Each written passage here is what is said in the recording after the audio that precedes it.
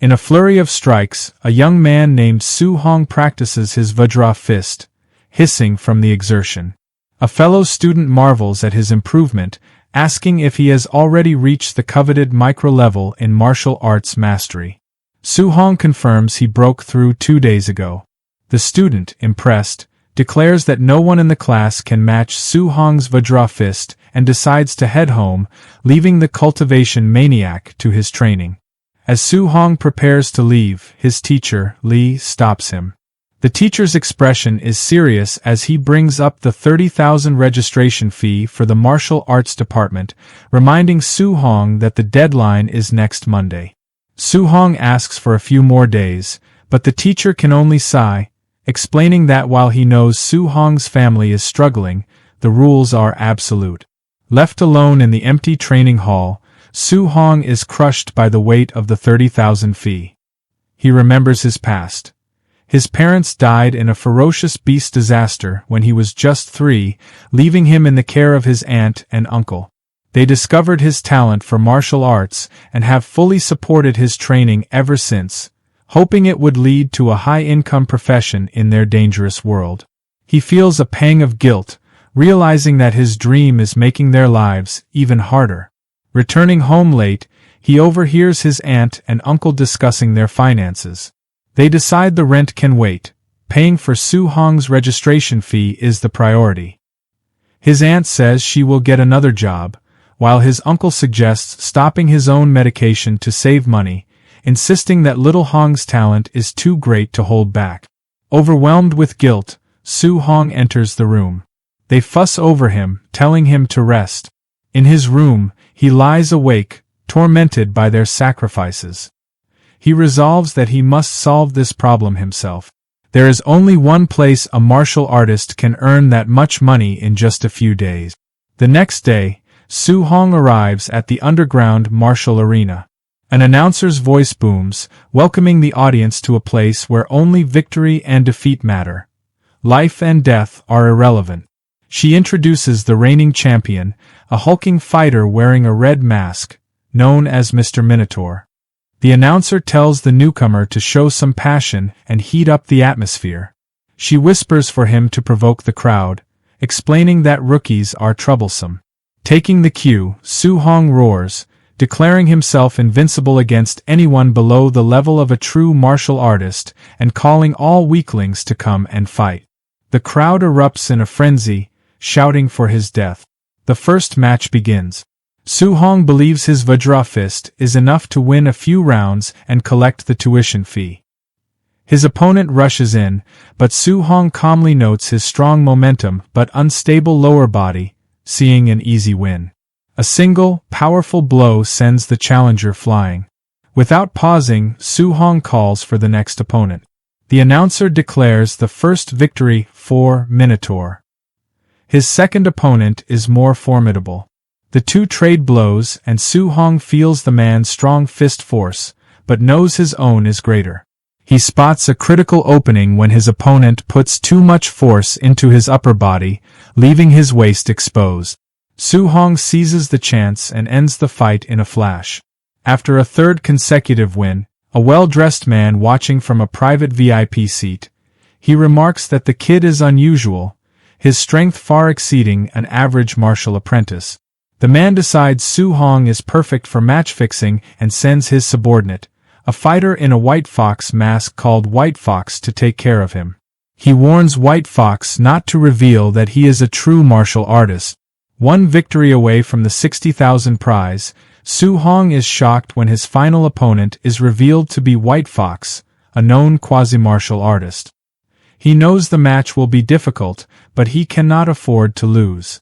The bell rings and the final match starts. Knowing his cultivation realm is lower, Su Hong attacks first with all his might. But White Fox stops his punch with ease. The terrifying power behind the block stuns Su Hong, who realizes his opponent isn't a quasi-martial artist at all. He's a true martial artist who deliberately suppressed his vitality. Before Su Hong can react, White Fox unleashes a devastating Thunder Rush fist, leaving him bleeding and broken. White Fox taunts him, asking why he only defends. Su-hong struggles to withstand the onslaught, knowing he will lose if it continues. He desperately searches for an opening to counterattack, but the barrage is too intense. His consciousness begins to fade. Standing over the defeated Su-hong, White Fox informs him that he won't receive a single cent of the prize money.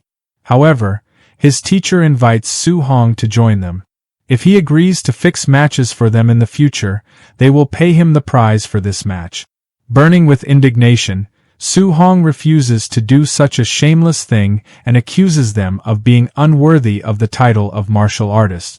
Enraged, White Fox declares his intention to cripple Su-hong, ensuring he could never become a martial artist in his dreams. As the crippling blow descends, visions of his family's sacrifices flash through Su-hong's mind.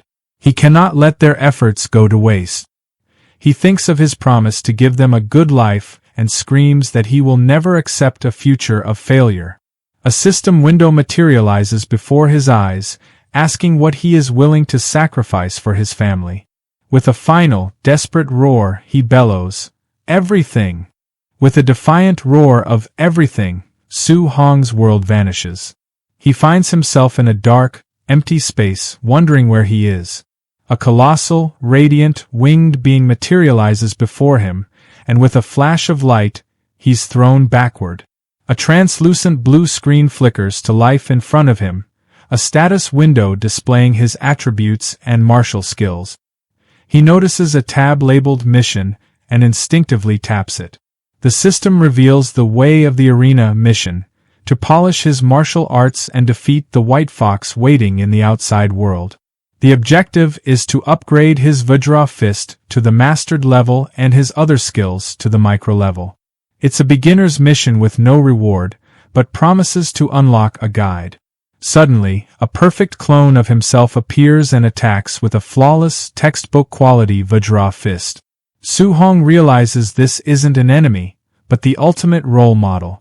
He eagerly engages, seizing the chance to learn from a perfect version of himself. As they spar, a progress bar for his Vajra fist proficiency jumps from 7% to 10% in moments. He understands that this mysterious space allows for rapid skill upgrade.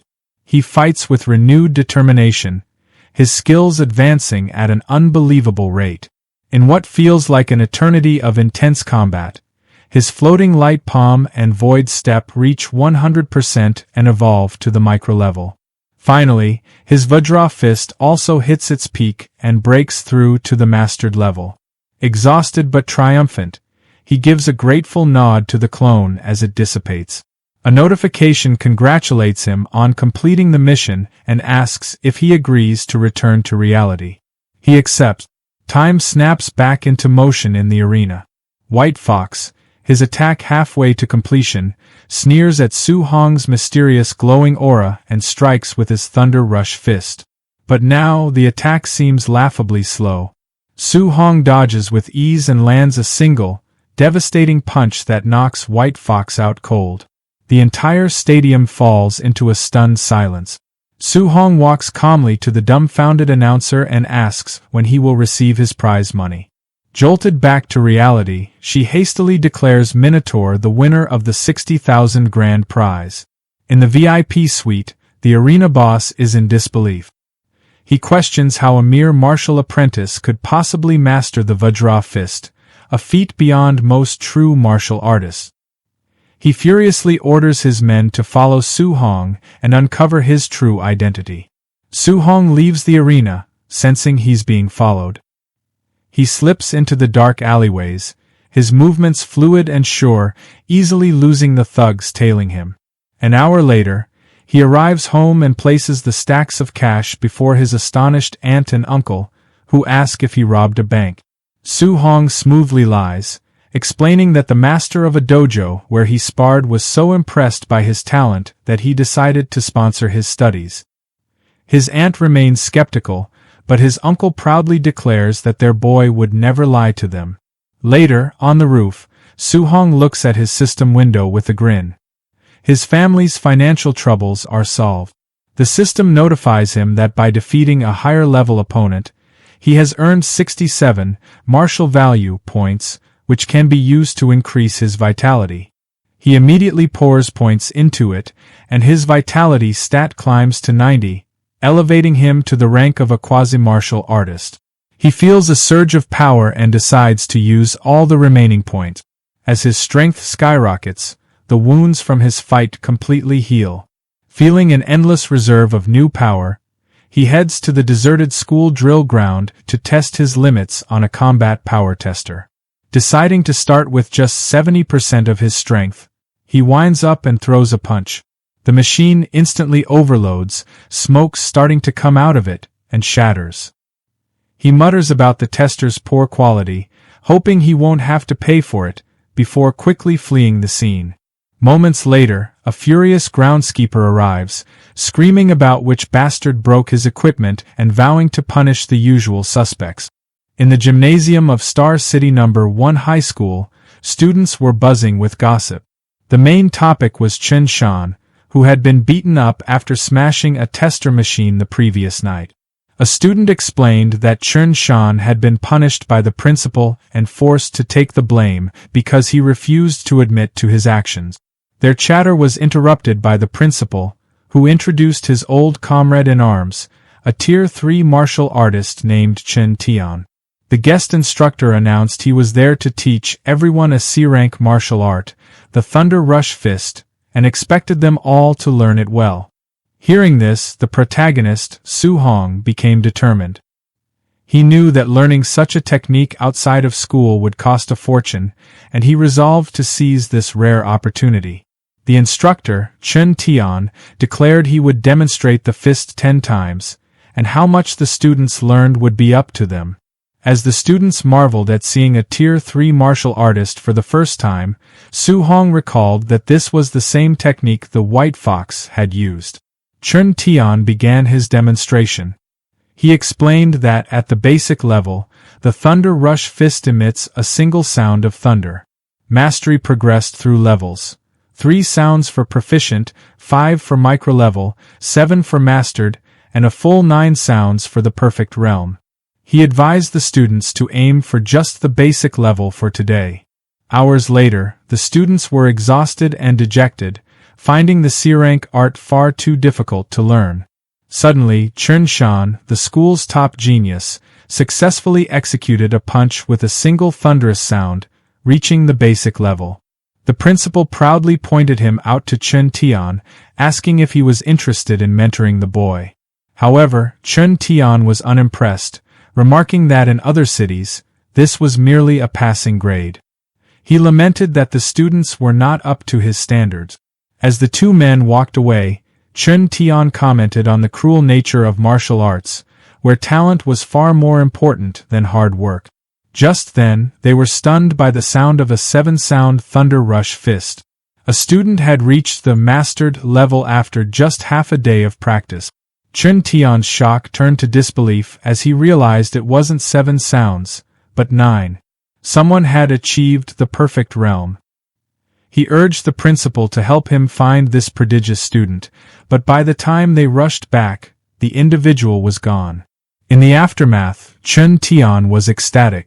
Witnessing the perfect technique had given him a sudden inspiration, allowing him to break through to the 8-sound level himself, a feat he thought he might never have achieved in his lifetime. Elsewhere, Su Hong walked away, reflecting on how exhausting the C-rank skill was. A look at his status panel confirmed his success. His Thunder Rush Fist was listed as perfect. His next goal was to earn martial values to break through to the rank of a true martial artist, and he wondered if sparring would be enough to earn them. Su Hong arrived at his workplace, the Raging Thunder Dojo. Inside, he saw a purple-haired youth named Li Yan berating and kicking another student. A friend explained that Li Yan was the disciple of a new, powerful instructor who was arrogant and taught his classes with disdain for the common students. Su Hong stepped in, stopping Li Yan's attack. Angered by the interference, Li Yan challenged Su Hong to a one-on-one fight in the arena, a challenge Su Hong calmly accepted. Their confrontation was cut short by the arrival of the new instructor, who announced that class was starting. Li Yan told Su Hong he was lucky and backed off, while Su Hong noted his opponent's arrogance. The instructor, Li Yan's master, declared he would only demonstrate the Raging Sea Spear technique once. Li Yan scoffed, believing it was impossible to learn from a single viewing. Su Hong, however, focused intently, absorbing the movements. After the brief demonstration, the instructor left the students to practice. While most were confused, Su Hong understood the technique's core principle. The spear must flow with the momentum of endless waves. He picked up a spear and began to practice, his movements fluid and precise. The other students watched in awe, whispering about what a martial arts prodigy he was. From a distance, Li Yan was shocked, unable to believe Su Hong had actually learned the technique so quickly. A friend warned Su Hong to be careful, as Li Yan was very strong. Undeterred, Su Hong approached Li Yan and asked for a match. Intrigued, Li Yan decided to test Su Hong's true ability, offering to give him some pointers. He attacked with a micro-level Raging Sea Spear technique, but Su Hong effortlessly countered, unleashing a proficient-level version of the very same skill. Li Yan was left completely stunned, unable to comprehend how his opponent had surpassed him in an instant. In a burst of pure martial skill, Su Hong defeats an opponent far stronger than himself. His system immediately confirms the win and rewards him with 35 martial points. Across from him, Li Yan collapses to the ground, stunned and unable to accept what just happened. He cannot understand how someone could bring the Raging Sea Spear technique to a proficient level in such a short time. The scene shakes him deeply, making him question the value of his own years of harsh training. As Li Yan's frustration reaches its breaking point, an instructor steps in at once, sharply scolding Li Yan for refusing to accept defeat and questioning his mindset as a martial artist. Clearly impressed, the instructor points out that Su Hong learned the technique simply by watching a single demonstration. Turning to Su Hong, he explains that Li Yan's arrogance led to his loss and that being defeated by a true genius will serve as an important lesson. He then sincerely apologizes for his students' poor behavior. Su Hong watches quietly, noting how quickly the instructor's attitude changed once his talent was revealed. On the way home, Su Hong reflects on the exhausting yet rewarding day. He opens his status screen and confirms his information. Name, Su Hong. Vitality, 91.7. The Raging Sea Spear technique now shows as proficient, and he has 35 unused martial points. His thoughts shift to the upcoming school exams. He knows that wealthier students have already bought high-grade alloy weapons. Since he enjoyed using the spear, he decides he will need to buy an alloy version as well. A quick search crushes his hope. A single alloy weapon costs a shocking 69,800. His savings are not even enough to cover his aunt's medical expenses, let alone such a purchase. Just as he begins to feel helpless, his gaze lands on a public notice. The city lord is recruiting martial artists to hunt the growing number of ferocious beasts in the Star City wilderness, with generous rewards offered. An idea immediately forms in his mind. He will hunt beasts outside the city. When Su Hong gets home, he finds his aunt and uncle inside. His aunt is carefully tending to his uncle's injuries, worried about why he keeps working so hard when Su Hong has already given them money. His uncle insists that Su Hong is still young and that they cannot rely entirely on him. He wants to save for Su Hong's future while he still has the strength to work. Su Hong greets them warmly. Although his aunt urges him to rest, he tells his uncle that he can earn money now and that his uncle should stay home to recover and take care of her. His uncle is clearly touched but says he cannot bring himself to do nothing. Su Hong reassures them that he is only earning a small amount for daily expenses and will not push himself too hard. His uncle reminds him that martial arts training is costly and that they want to support him as much as they can. Deeply moved by their selflessness and unwilling to see them harm their health, Su Hong becomes even more determined. He knows he cannot miss the opportunity to hunt beasts. Understanding how dangerous the wilderness is, Su Hong realizes he must strengthen himself first. Without hesitation, he spends all 35 martial points on vitality. He watches the number rise steadily until it reaches 95.2. 2 days later, late at night, Su-hong lies exhausted on the floor of the empty school gym. His status screen shows that every one of his techniques, from the Raging Sea Spear to the Void Step, has reached the perfection stage. His vitality now stands at 95.3. He knows he is only one step away from becoming a true martial artist. It took 2 full days of relentless training, but now that his preparations are complete, it is time to move forward. On Saturday, Su-hong stands in front of the Star City martial artist base. He did not expect it to be so far from the city center. After seeing it countless times on television, he is finally here in person. He is stunned by the sheer number of martial artists gathered, a rare sight in Star City. He walks up to the bounty board and studies the rewards. An unranked beast earns 300 blue star coins, with higher-tier beasts offering much more. One important detail stands out. To claim a reward, the hunter must present the beast's left ear as proof. Nearby, he watches another hunter hand over a heavy bag filled with ears at the settlement counter. Suddenly, the crowd stirs as guards force people aside, shouting for everyone to make way for young Master Yi. A flamboyantly dressed young man strides through with an arrogant air. Su-hong observes his clothes and attitude, which remind him of fighters from underground arenas. The martial artists around him whisper among themselves, calling Yi a show-off and saying that if his uncle were not the base director, he would have been dealt with long ago. Someone mentions hearing that Yi was beaten recently and that he had it coming, explaining why he had not been seen for a while. Watching all this, Su-hong comes to a sobering realization. Beasts are not the only danger in the wilderness. Humans can be just as dangerous. He resolves to stay alert. As he approaches the gate leading outside the city, a guard notices his young age and asks if this is his first time going out alone. Su-hong admits that it is. The guard sneers inwardly, thinking he is just another reckless and ignorant kid.